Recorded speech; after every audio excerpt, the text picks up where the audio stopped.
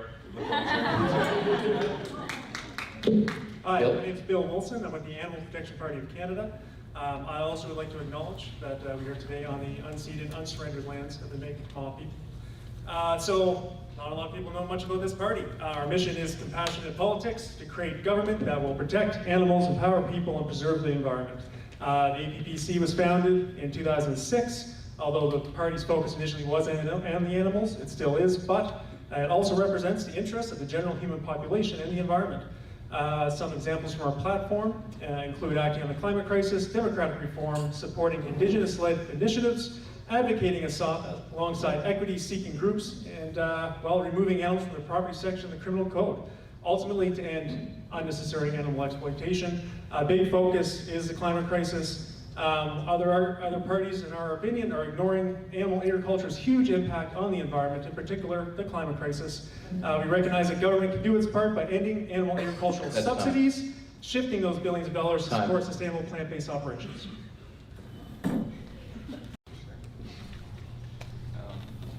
Hi, so our question for you is how will you prepare youth and workers at risk of being made obsolete by technological innovation for the uncertain job market of the future?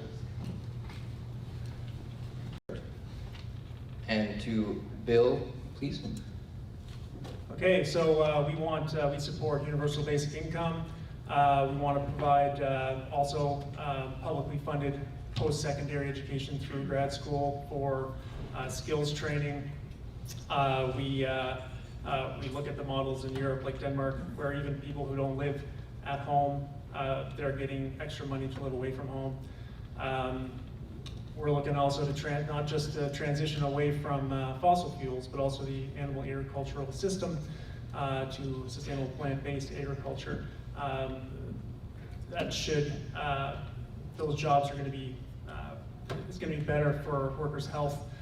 So there's a lot of PTSD in animal agriculture, very hard jobs. A lot of immigrants that come to this country end up working those jobs because, well, other people don't want to work them. And anyway, it'd be a great thing to get away from. Let's talk there. Thank you. To your representatives. Hello, my name is Jeremy, and my question is, how do you plan to keep Canada competitive in terms of taxes, attracting investment, spurring jobs and growth, while also reducing greenhouse gas emissions and decreasing income inequality? Good luck.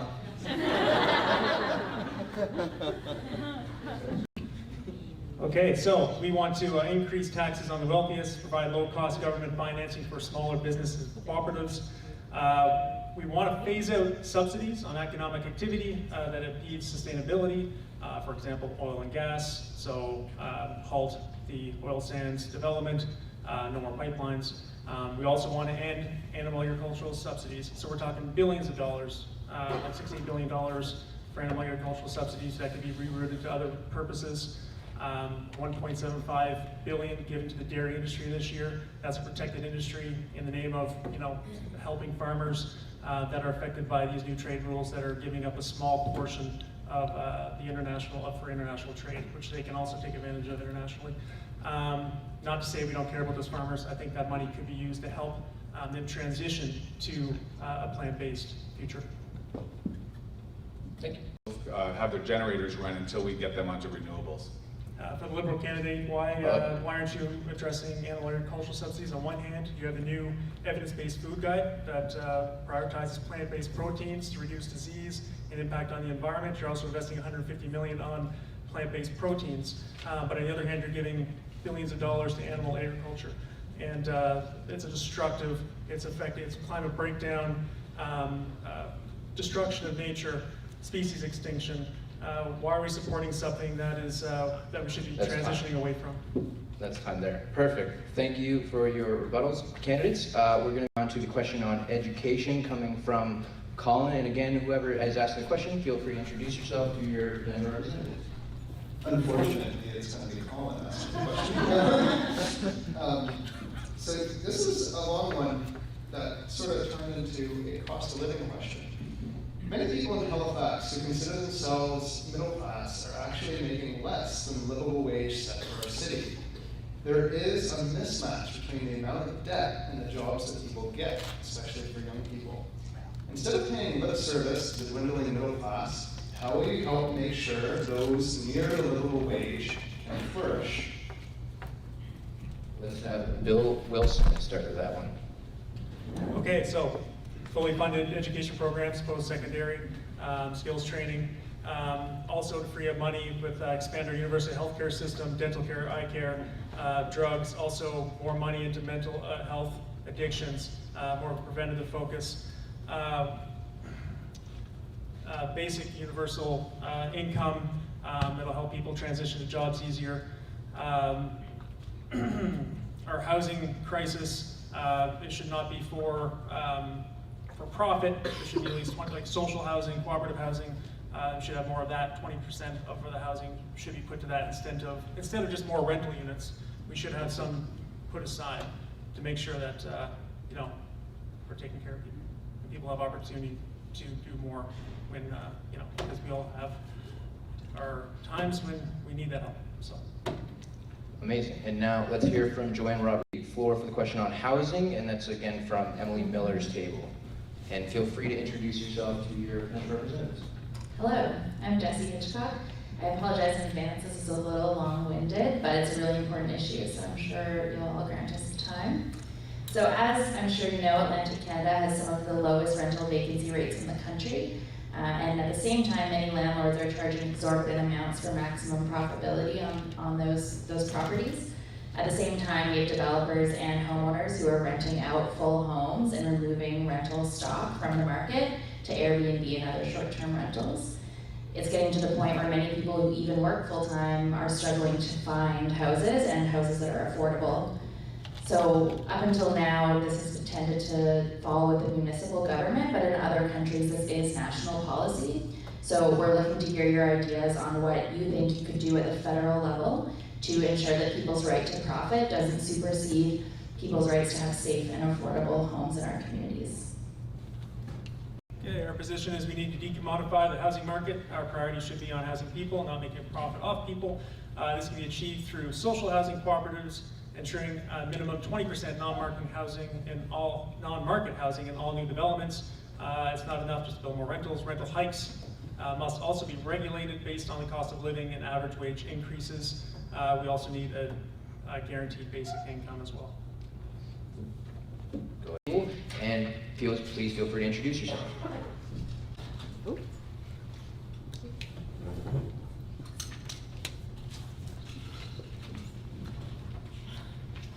Hi everyone, my name is Stacey Gomez. So the Safe Third Country Agreement between Canada and the United States assumes that asylum seekers will be protected under both countries, that they are both safe countries and have equal systems. Under this agreement, asylum seekers transiting from the US are unable to make an official claim at a Canada-US border port of entry, an official one.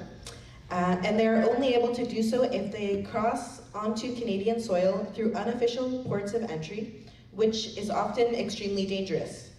Knowing the US is no longer considered a safe country for many Canadians, what is your stance on this Canada-US Safe Third Country Agreement today? Thank you.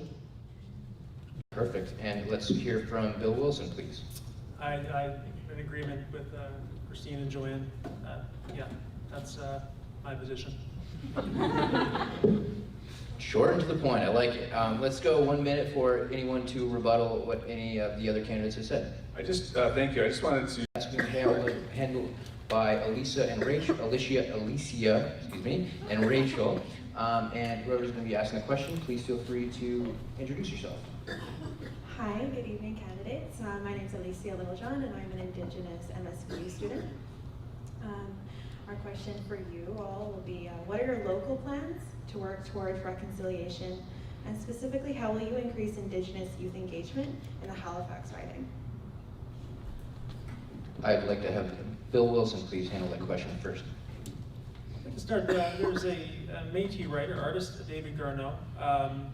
His position on reconciliation is not necessarily an adequate framework for us to move beyond our colonial history in this country against, well, Indigenous people. So his position is reconciliation implies that there was once a conciliatory relationship to return to, or a state of good standing, which is not the kind of relationship that Canada can argue it ever had with Indigenous people. This is why the APPC believes that we must look beyond isolating specific tasks set out by colonizing bodies and instead engage in Indigenous-led conciliation. Garneau explains that conciliation is moving towards something new together without a defined path already established by one party. It's not about creating a single process and then completing the task to achieve the outcome. It's about creativity, optimistic engagement, and honest communication as without a defined boundary or time limit. Also like to say that... I'm sorry, Bill, but that is your time. And let's have to your potential representatives. Good evening, candidates. I'd like to thank you all for coming out. My name is William Forsey, and our table wanted to ask, Halifax declared a climate emergency in January. In your opinion, what is the single most pressing climate issue facing Halifax, and what is your plan to address that? Let's have Joanne Roberts of the Green Party handle that one, please, first. My apologies, Joanne, for rudely interrupting you, apparently, but feel free to open the rebuttal session now. Yeah. Oh, my apologies. I'm so sorry. Bill, please go ahead. All right. The other parties won't talk about animal agriculture. We need to do everything we can to address the climate crisis. The UN says that it's one of the most significant contributors to climate change and global warming. It causes more emissions than all trains, planes, automobiles, all transportation combined. The APPC supports plant-based. The largest analysis ever done on agriculture's impact on the environment, published last year in the Journal of Science, led by researchers at the University of Oxford. The lead researcher is quoted as saying, a vegan diet is probably the single biggest way to reduce your impact on planet Earth. Also, this is a huge finding. 75% of global farmland can be reduced and still feed the world. This is the combined size of Australia, US, China, and the European Union. Also, converting grass into meat is like converting coal into energy. It comes with an immense cost of emissions. So this is addressing the idea that grass-fed is some sort of climate solution. Another study called Grazing Confused in 2017, also at the University of Oxford, they went to settle that question whether holistic, regenerative, grass-fed could be a solution. They said no, it is not a solution. And again, I will. We have a few seconds left. Go ahead. Well, I got. So the Conservatives want to revisit the Canada Food Guide, the evidence-based Canada Food Guide, basically because they're in bed with the dairy industry. Dairy industry has been removed as a food group, and they want to put that back in probably. But surprisingly, the Green Party on page 38 of their platform quoted, "We remain concerned that it discourages consumption of Canadian milk products, a relatively inexpensive source of calcium and protein, inexpensive because it's subsidized by billions. A lot of people are lactose intolerant. Most people who can drink dairy are people from ancestors from Europe, basically white people. My apologies, Bill Wilson. So there's nothing green about dairy or meat." Thank you. From Reg's table, and again, feel free to introduce yourself and address your potential representatives. Hello, I'm Laura, and we have a question that kind of goes into more your considerations when you're thinking about healthcare. And we're wondering, what do you think are the challenges to a preventative and equitable healthcare model? Let's have Andy on the floor for Bill Wilson to answer that one now, please. Okay, so of course we want to expand the universal health care system to include dental care, eye care, drugs. What I'm going to focus on though is preventing health issues. Major killers in Canada are cancers, heart disease, strokes, diabetes. Most are preventable. The promotion of a whole foods, plant-based diet. Encouraging exercise and reducing environmental pollutants would be important to do. Also, increased costs on known health risks, such as animal-based foods and smoking. Processed meat is a class 1 carcinogen, according to the World Health Organization. Liberals subsidize bacon plants. That contradicts their own food guide. Doesn't make a lot of sense, tied to heart disease. It's the type of food you find in poor neighborhoods too, right? Access to healthy food is tough because there's a lot of processed meats and other processed food. So Dietitians of Canada, Healthy Vegan Diet, has health benefits including lower heart rates of obesity, heart disease, high blood pressure, high blood cholesterol, type 2 diabetes, and certain types of cancer. It can meet all your nutritional needs at any stage of life. My apologies, Bill Wilson, but that is all the time we have left. Now let's move on to, please go ahead. I feel like I'm picking on some people here. The Conservative candidate who was here, I have questions for him too. I want to say that the NDP candidate, though, great things, but nothing in the platform says anything about animal agriculture. I will ask the Liberal candidate again, why does the Liberal Party subsidize processed meats, or the animal agriculture in general, especially in light of the food guide that promotes plant-based foods, when we could be eliminating those subsidies, shifting them to healthy plant-based agriculture, and helping those farmers switch to plant-based operations. Well, Bill, I'm afraid I've already chosen what I was going to rebut to, and it's not that. So I'm going to go back to what Joanne said about the qualifier, and Joanne, I'm glad you included it about the healthcare transfers, about being pretty much based on per capita, and so not anymore. So that's the point. The floor right now, we're through all of our questions from each and every table. I would like to open up the floor for 2 minutes from each candidate to follow up on anything that you feel is pertinent and really address as to why these voters at the tables here should be voting for you. Let's start with Bill Wilson, please. Sure. So we're addressing, we're expanding our moral circle to also, we're a social justice platform that includes justice for animals as well, and taking part of our environment. It's not about putting animals above people. It's about the fact that if we take care of everybody as much as is possible and practicable, then that's better for everybody. It's being consistent to what we already believe in our hearts, and that's not to cause unnecessary harm when we can. You know, certain words sometimes people have bad associations with. But practically speaking, I'm really trying to focus on the messages to end animal agricultural subsidies, transfer those billions of dollars to support healthy plant-based operations, which would reduce land use by like incredible amounts, 75% according to the study from last year, and to help farmers who are stuck in these systems like supply management and the subsidies that keep the status quo. Eventually they're going to have to change anyway. Let's start moving and changing now while it's easier, because down the road it's going to be a lot harder. The ones who get out first are going to be a lot better off. You know, I hate to use this analogy, but the canary in the coal mine, you know, canary died. That's when you knew you got out of the coal mine. That's happening now. The signal's there. People got to start making the move.